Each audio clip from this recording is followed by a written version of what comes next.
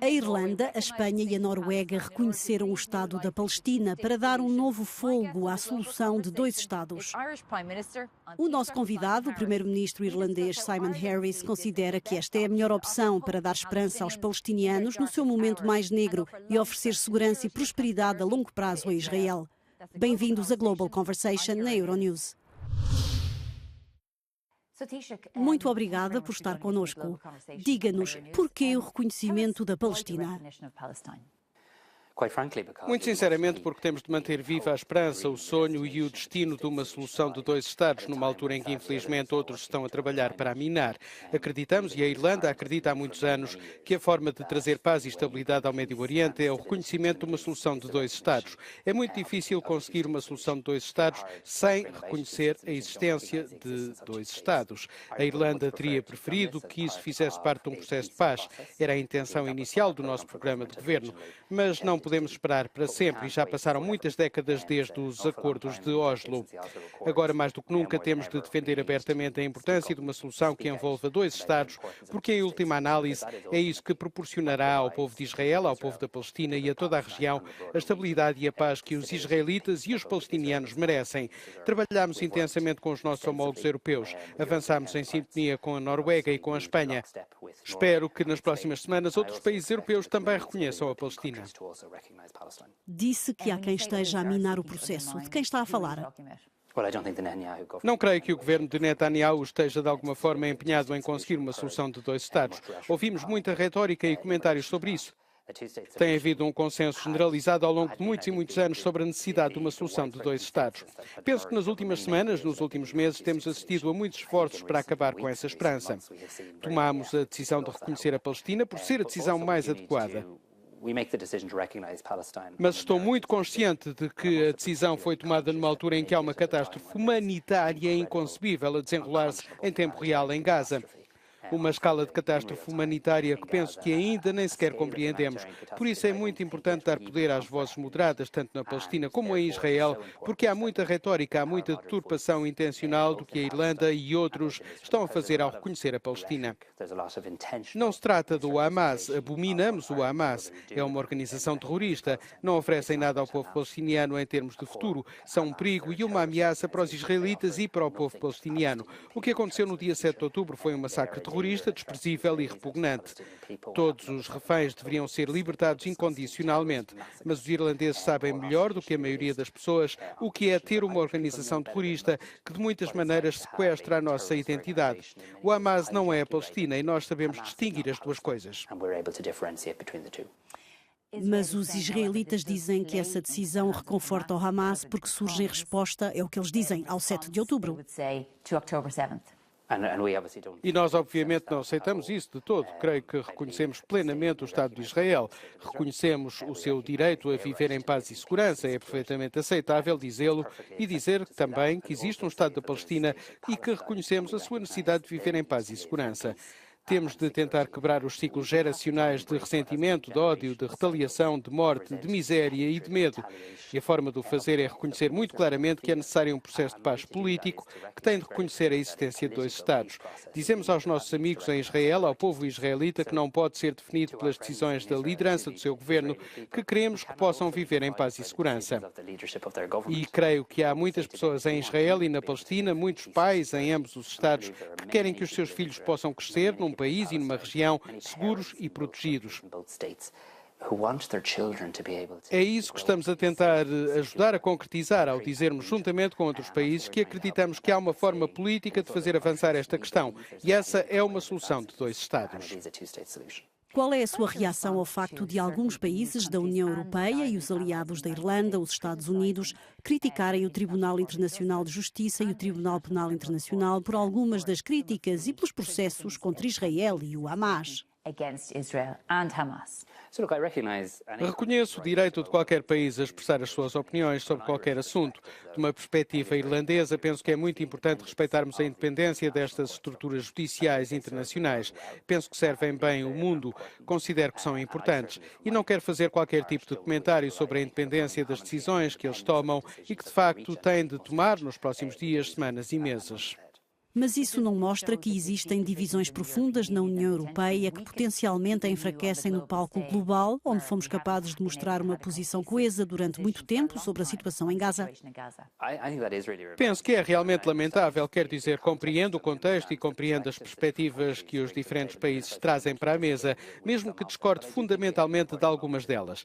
Mas penso que tivemos um momento importante em abril, quando no Conselho Europeu, o primeiro Conselho Europeu a que tive a honra de assistir como primeiro-ministro irlandês, chegámos a conclusões que apelavam a um cessar-fogo imediato e que se afastaram de frases como pausa humanitária. Acredito que a posição irlandesa que visa um cessar-fogo imediato, assegurar que a ajuda humanitária possa fluir e iniciar um processo político está a tornar-se a opinião dominante na Europa. Mas também, sejamos honestos, tem havido uma variedade de opiniões nas mesas europeias sobre o assunto. Mas acredita que a União Europeia fez o suficiente para defender o direito internacional?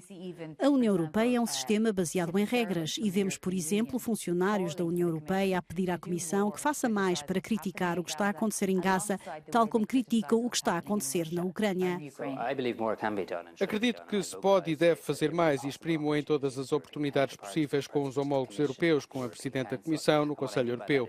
Refiro-me em particular aos acordos de associação entre a União Europeia e Israel, que têm cláusulas sobre direitos humanos, e estas não foram introduzidas para tornar o documento mais extenso ou preencher espaço, têm um efeito real, são palavras reais e significativas, e fazem parte de um acordo entre Israel e a União Europeia. Sinceramente, não percebo por que razão não se procedeu à revisão do acordo, pedindo simplesmente que este fosse revisto do ponto de vista dos direitos humanos.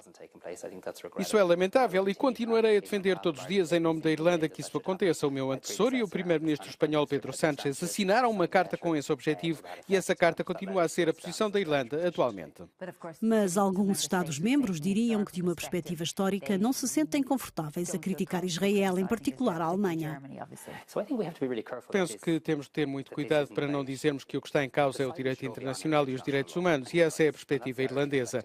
Muitas vezes é deturpada, acidental ou intencionalmente. Não se trata de ser pró-israelita ou pró-palestiniano. Trata-se de ser a favor do direito internacional. Tem a ver com ser a favor dos direitos humanos. Trata-se de ser a favor da paz. E penso que o que está a acontecer em Gaza é inaceitável. Haverá um momento no futuro em que os vossos filhos, netos e bisnetos perguntarão: o que é que vocês fizeram? O que é que vocês fizeram? Fizeram o suficiente? E isso deveria manter cada um de nós acordado à noite, porque há crianças em Gaza, em Rafah, que vão dormir à noite sem saber se vão acordar. Se acreditamos em paz, se acreditamos num cessar-fogo, eu acredito nisso profundamente, e são essas as conclusões do Conselho Europeu de Abril. Temos de nos desafiar e fazer a nós próprios uma pergunta muito simples. Estamos a fazer tudo o que podemos para criar um ambiente que permita esse cessar-fogo? Quem são os seus parceiros nesse Estado palestiniano? Porque, obviamente, falou do facto de que é muito importante estar do lado certo da história para dar vida à solução de dois Estados, mas que implicações práticas isso terá? Penso que o significado prático e jurídico desta decisão é o facto da representação da Palestina aqui na Irlanda, em vez de ser apenas uma representação, poder candidatar-se na devida altura a tornar-se uma embaixada. De igual modo, a nossa representação em Ramallah pode fazer o mesmo. Mas o que está em causa é mais do que isso. Trata-se de liderança política e moral. Trata-se de dizer a outros países da União Europeia, que eu sei que estão a considerar esta possibilidade, que vocês também o podem fazer. Eu estava muito ansioso porque avançássemos a par e passo com outros países. Penso que os 3 países que tomaram esta semana a iniciativa de reconhecer o Estado da Palestina, Espanha, Noruega e Irlanda, têm um longo historial em termos de empenho na paz no Médio Oriente. Por isso trata-se de um grupo importante de países. Mas imaginemos que o Hamas viesse a formar um novo governo no seio da autoridade palestiniana no futuro, se houvesse eleições, porque algumas pessoas apoiam o Hamas. Sim, eu oponho-me fundamentalmente ao Hamas. O Hamas é uma organização terrorista, deveria responder pela atrocidade que cometeu no dia 7 de outubro. É difícil descrever a magnitude desse ato. Nunca devemos evitar este ponto quando falamos do reconhecimento da Palestina. O que eles fizeram ao povo de Israel foi desprezível e brutal. A tomada de reféns até hoje é uma crueldade acrescida ao massacre e ao ataque terrorista que o povo de Israel sofreu, e esses reféns devem ser libertados incondicionalmente. É necessário que se realizem eleições democráticas democráticas em todos os países onde acreditamos na democracia e, obviamente, o resultado das eleições democráticas decide os governos dos povos. Mas não há futuro para o povo palestiniano com o Hamas. O que estamos a tentar fazer aqui é dar poder às vozes moderadas. Temos isso no nosso próprio país e penso que isto é importante para os telespectadores de fora da Irlanda compreenderem. Tivemos uma organização terrorista na Irlanda que tentou, por vezes, apoderar-se da nossa bandeira e sugerir que falava em nome do povo, mas não o fez. Aquilo que nos permitiu ter paz foi um processo de paz que conduziu à situação bem-sucedida que temos hoje. Mas os israelitas moderados, que aceitam a solução de dois Estados, dizem que estão preocupados com o facto de que, se houver um Estado palestiniano, independentemente dos seus melhores esforços e da sua boa vontade, poderá haver um governo liderado pelo Hamas, o que seria uma ameaça à segurança de Israel. É precisamente por isso que precisamos de ter um processo de paz político e é por isso que os países de todo o mundo, incluindo a Irlanda, devem estar prontos para ajudar neste processo. Mas não podemos chegar a esse processo enquanto não houver uma cessação da violência. Por isso, a violência tem de acabar. É preciso pôr fim à catástrofe humanitária. A ajuda tem de fluir e depois é necessário levar a cabo um processo de paz político. Como parte desse processo político de paz, a segurança de Israel é absolutamente vital. Eu disse isso muito claramente quando reconhecemos o Estado da Palestina esta semana. O povo de Israel tem o direito a viver em paz e segurança. O povo da Palestina tem o direito de viver em paz e segurança e a comunidade global tem o direito de apoiar e ajudar a chegar a um processo de paz que garanta isso para ambos os Estados. Na Irlanda temos visto os benefícios ao longo de muitos anos da participação e assistência globais, quer da União Europeia, quer dos Estados Unidos, num processo de paz. E não tenho dúvidas de que a União Europeia, os Estados Unidos e outros países estariam prontos para ajudar nesse processo. Por isso consideramos como extremamente importante a questão da segurança de Israel e do povo israelita. Mas o que está a acontecer agora tem de acabar. A ideia de que o que está a acontecer agora é sustentável ou de alguma forma garante a segurança de Israel é uma visão desajustada, é um beco sem saída em todos os sentidos da palavra. Se quisermos alcançar a paz, temos de entrar num processo de paz político que reconheça a existência de dois Estados. Já houve muitos falsos amanheceres no passado, mas a partir deste cenário horrível, de um ataque terrorista horrível para Israel, de uma catástrofe humanitária horrível para o povo da Palestina, tem de chegar a um momento em que possamos avançar para a paz.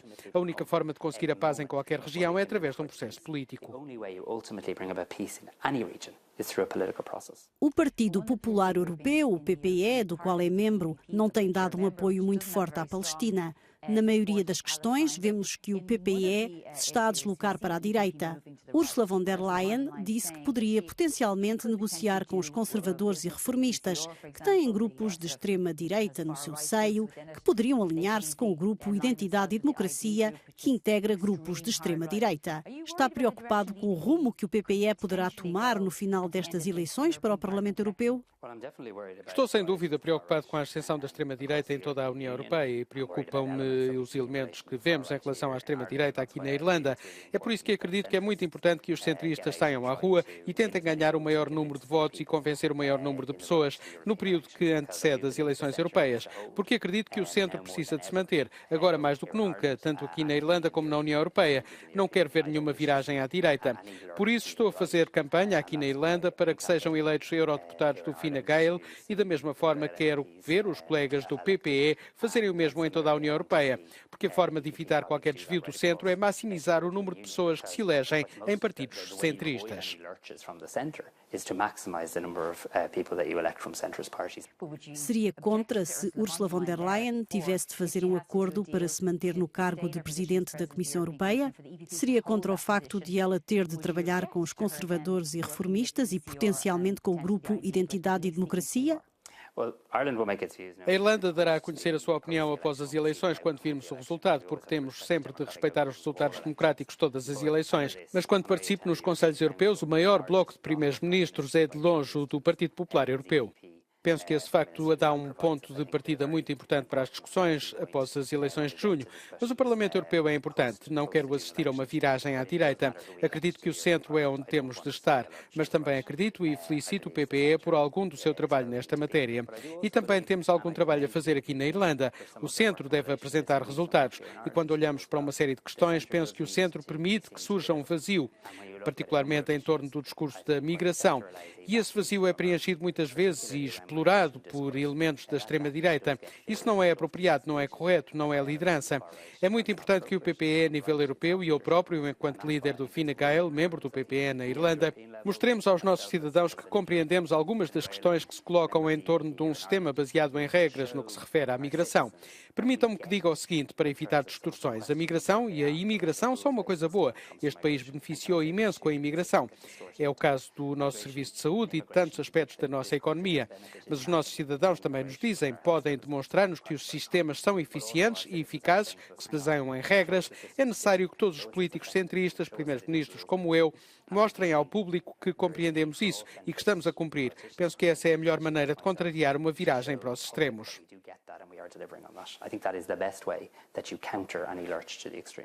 Mas o problema é que o PPE parece estar a caminhar nessa direção quanto à possível externalização do tratamento dos migrantes. De certa forma, isso é comparável ao que os britânicos estão a fazer com o Ruanda. Concorda? Não concordo. Tudo o que o PPE fizer e quiser apresentar e tudo o que a Irlanda apoiar tem de estar em conformidade com os direitos humanos, com a Convenção Europeia dos Direitos Humanos. Nós somos muito claros em relação a isso. Cabe à Grã-Bretanha decidir a sua política de migração, mas penso que está muito longe de algumas das ideias que estão a ser discutidas na Europa. Por que é que acha que as pessoas estão a virar-se para a direita? Por que é que acha que não acreditam na Europa social do passado, onde se defendia, ou pelo menos havia a ideia de defender os direitos dos trabalhadores, por exemplo? Primeiro, vamos ver se estão mesmo a virar à direita. As sondagens de opinião vão e vêm. Aqui na Irlanda, neste momento, as sondagens sugerem que o centro pode aguentar-se muito melhor do que o esperado. Temos um caminho a percorrer, as campanhas são importantes e as eleições também.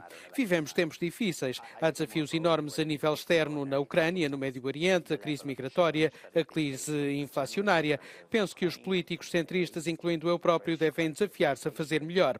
A melhor forma de lidar com a emergência climática não é dar lições às pessoas, é suscitar a adesão das pessoas.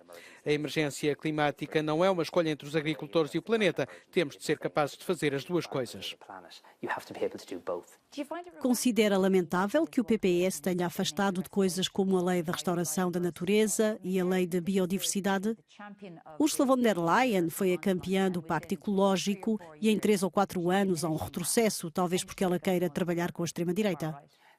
Não me cabe a mim falar pela Presidente von der Leyen, mas não creio que essa seja uma descrição justa. Os meus eurodeputados do Fine Gael votaram a favor da Lei da Restauração da Natureza. Fomos capazes de mostrar a nossa independência de pensamento quando se trata de fazer o que é correto para o planeta.